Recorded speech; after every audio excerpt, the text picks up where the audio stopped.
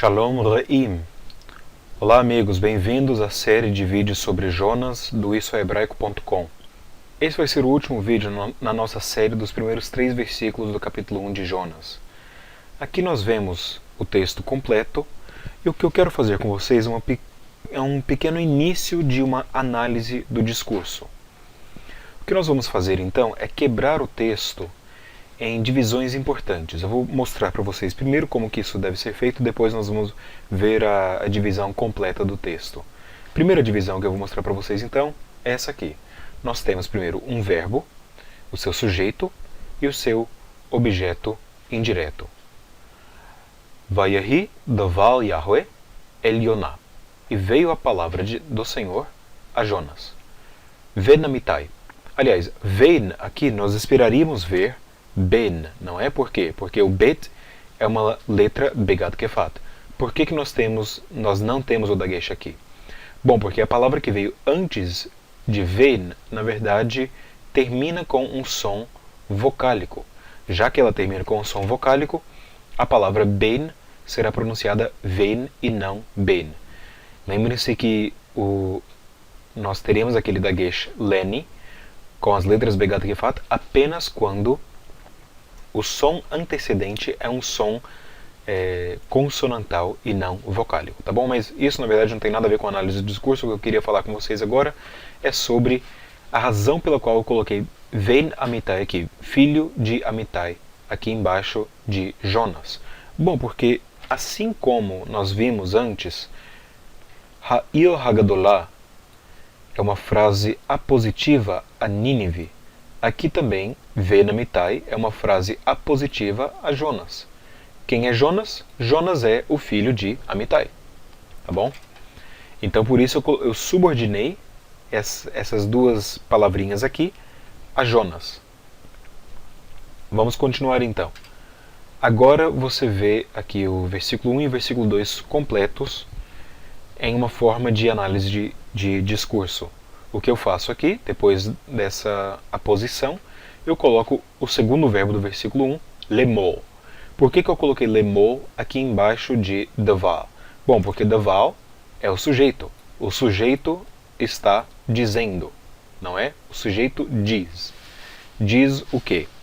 Diz essas 3 coisas aqui. Então nós temos os 3 verbos principais, os imperativos principais, subordinados a lemol. Tá vendo? Então, kum, levanta, ler el Nínive, ande a Nínive, Ha'ir Hagadolah, que faz uma aposição a Nínive, ukra aleha, e fale contra ela, proclame contra ela. Qual que é o conteúdo dessa proclamação? Bom, nós não sabemos, então, se nós soubéssemos, talvez colocaríamos o conteúdo aqui embaixo. Porém, temos sim o propósito da proclamação. E como esse propósito também é algo que está se referindo ao imperativo aqui, o propósito também vai ser subordinado, ki alta atam lefanai, será subordinado a ukra. Tá bom? Continuando no versículo 3, nós temos aqui o verbo principal, vayakam Yonah. Então Jonas se levantou. Livroar tashisha milifnei Yahweh. Toda essa frase aqui é uma só frase verbal, porém essa frase verbal é uma frase de um infinitivo que está servindo como o complemento do verbo anterior aqui. Então, como ele é o complemento, ele está mostrando alguma coisa, ele está mostrando uma informação adicional a esse primeiro verbo aqui, vayakam. Então Jonas se levantou. Por que ele se levantou? Para fugir a Tarsis de diante de Deus. Tá bom. O próximo verbo é um verbo kala imperfeito consecutivo. Depois nós temos outro verbo kala imperfeito consecutivo aqui. Então vocês notaram que esses verbos, o kala imperfeito consecutivo, forma como se fosse a coluna vertebral da narrativa. Jonas se levantou. Jonas desceu a Jopa. Jonas encontrou um barco, um navio. Jonas pagou a tarifa do navio. Jonas entrou no navio, tá bom? Essa então aqui seria como se fosse a coluna vertebral de toda a narrativa. Tá bom. Então por que eu coloquei aqui Ba'a Tarshish? Mais uma vez, o navio está fazendo o quê? É um navio que está para sair a Tarsis. Então ele desceu, entrou no navio, por quê? Para ir com eles a Tarsis de diante de Deus. Então nós temos aqui uma frase infinitivo construto e outra frase aqui que começa com infinitivo construto. As duas estão falando desse intento, dessa ideia que Jonas tem de fugir de diante de Deus, né? Então é assim que nós vamos visualizar o texto. E essa visualização nos mostra o quê? A visualização nos mostra que existem algumas coisas que fazem parte do discurso principal. Em outras palavras, da narrativa em si. Vayahi é o começo, a palavra de Deus apareceu a Jonas. E depois nós vemos as ações de Jonas.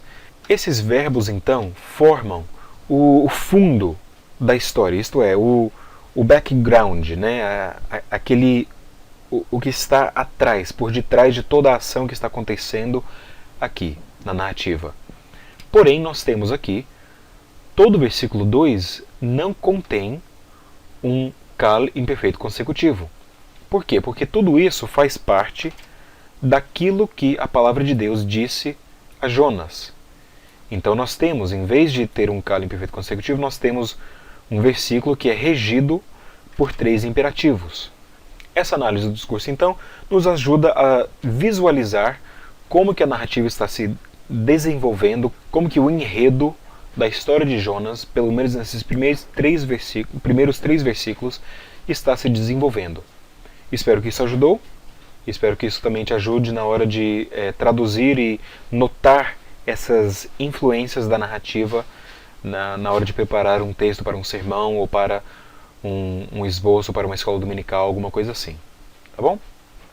Até a próxima, pessoal. Tenham um ótimo dia. Boker Tov, como diriam em hebraico. Até mais. Shalom.